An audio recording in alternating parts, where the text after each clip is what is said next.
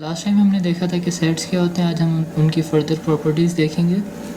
तो पहले हमारे पास टर्म है इक्विवेलेंट सेट्स। तो लेट्स से हमारे पास दो सेट हैं ए बी सी 1 2 3। अगर इन दोनों के दरमियान 1 1 करस्पॉन्डेंस है, 1 1 करस्पॉन्डेंस का मतलब है कि ए के लिए मेरे पास यहाँ पर कोई भी एक एलिमेंट होना चाहिए, मेंबर होना चाहिए, लेकिन वो यूनिक होना चाहिए। इसका मतलब है अगर ए को मैं 1 से एसोसिएट कर रहा हूँ तो वो यूनिक होगा, कोई दो नहीं होंगे। लाइकवाइज बी को अगर आप 2 से कर दें और सी को 3 से कर दें तो ये इन दोनों सेट्स के दरमियान बाइजेक्शन हो गई, 1 to 1 करस्पॉन्डेंस हो गई। अगर ऐसी सिचुएशन होती है तो ये दोनों सेट इक्विवेलेंट कहलाते हैं।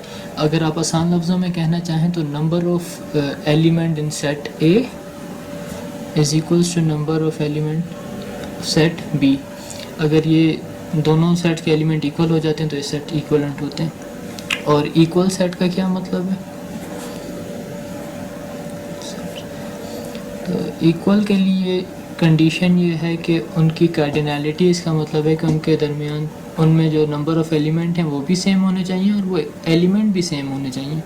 इसका मतलब है जो एलिमेंट सेट ए में हैं वही अगर सेट बी में तो फिर A is equals to B हो गई, फिर ये सेट इक्वलेंट होंगे।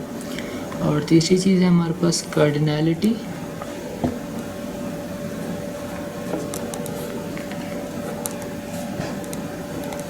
हमारे पास ये सेट है A is equals to let's say A B C. तो कार्डिनैलिटी ऑफ सेट हम मोस्टली इस तरह भी इसको रिप्रेजेंट करते हैं। इसका मतलब यही होता है नंबर ऑफ एलिमेंट। तो कार्डिनैलिटी ऑफ ए कितनी है? 1 2 3। तो अगर इसमें 4 एलिमेंट होते तो कार्डिनैलिटी 4 हो जाती और सो ऑन। और चौथी चीज़ है हमारे पास पावर सेट।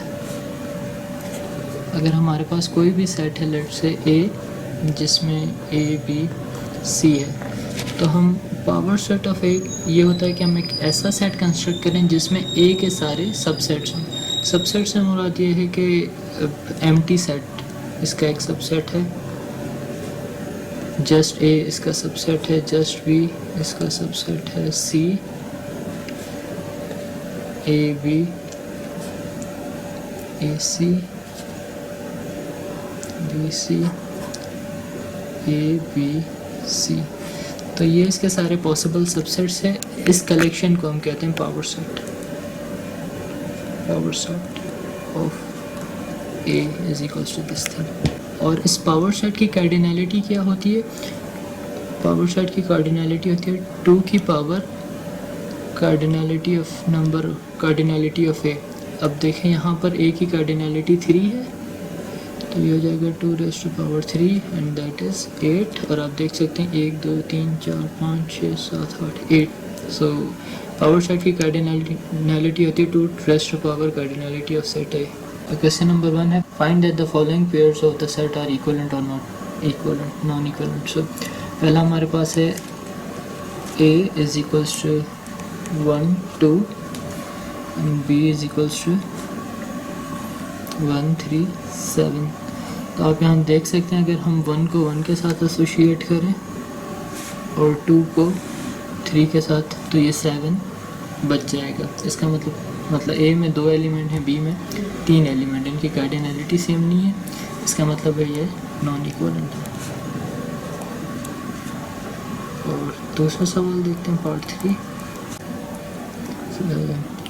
पार्ट 3 है हमारे पास ए इज इक्वल्स टू -2 -1 0 1 और बी है हमारे पास 3 5 7 8।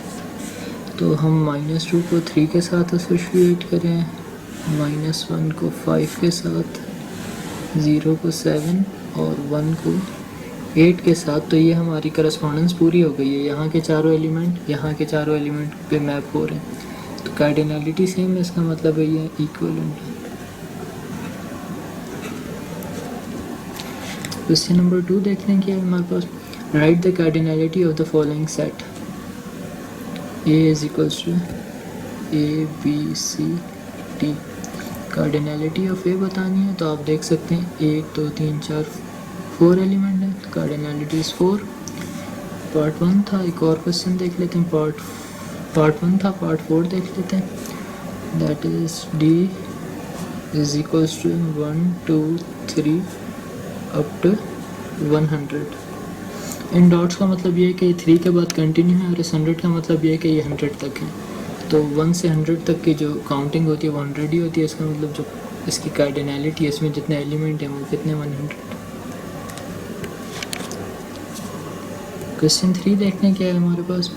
Right the power set of the following set and also verify their cardinality. तो एग्जाम्पल नंबर 2 पार्ट नंबर 2 देखते हैं। That is b is equals to A. अब इस सेट में सिर्फ एक एलिमेंट पड़ा हुआ है, तो इसका जो पावर सेट होगा, power set of p is equals to, एक तो एम्प्टी सेट होता है हमेशा, और दूसरा ये इटसेल्फ हो जाएगा, और कोई ऑप्शन हमारे पास नहीं है। और वेरीफाई भी करनी है इसकी कार्डिनैलिटी। तो जो फार्मूला था हमारे पास वो ये था कि 2 raise to power cardinality of b।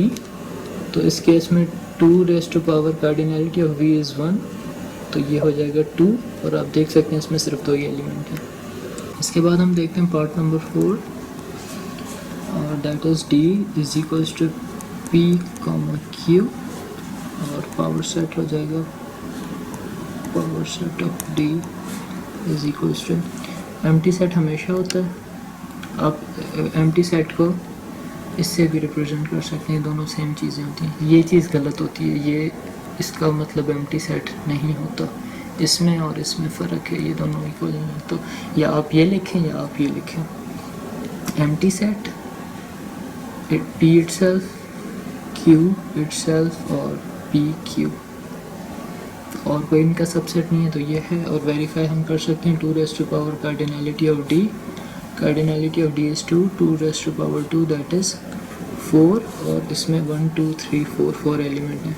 तो हमने 1 एलिमेंट वाली और 2 एलिमेंट वाली एग्जांपल कर ली है। 3 वाली हमने जब एक्सप्लेन कर रहे थे वहाँ पर की थी। तो क्वेश्चन नंबर 7 और 8 बिल्कुल उसी तरह हैं, जिसमें 8 सबसेट्स बन रहे थे, तो आप वो कर सकते। इसके बाद है question number 4, that is right which of the following pairs of set are equal set. तो इक्वल के लिए आपको याद होगा कि वो सेट्स को एग्जैक्टली इक्वल होना चाहिए था। तो इसका फर्स्ट पार्ट देखते हैं, that is a is equals to a b c d e and b is equals to b a e d c। आप देख सकते हैं a यहाँ पर भी है, यहाँ पर भी है, b भी है, c भी है, d भी है और e भी है। तो इसका मतलब ये इक्वल है। ये हमारे पास पार्ट 3 है, जिसमें सेट है 0 1 2 3 4, और b है 6 - 2 that is 4, 5 - 1 that is again 4, 4 - 2 is 2, 3 - 1 is 2 and 0।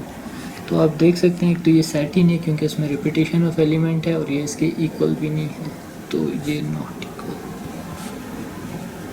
A and B are not equal.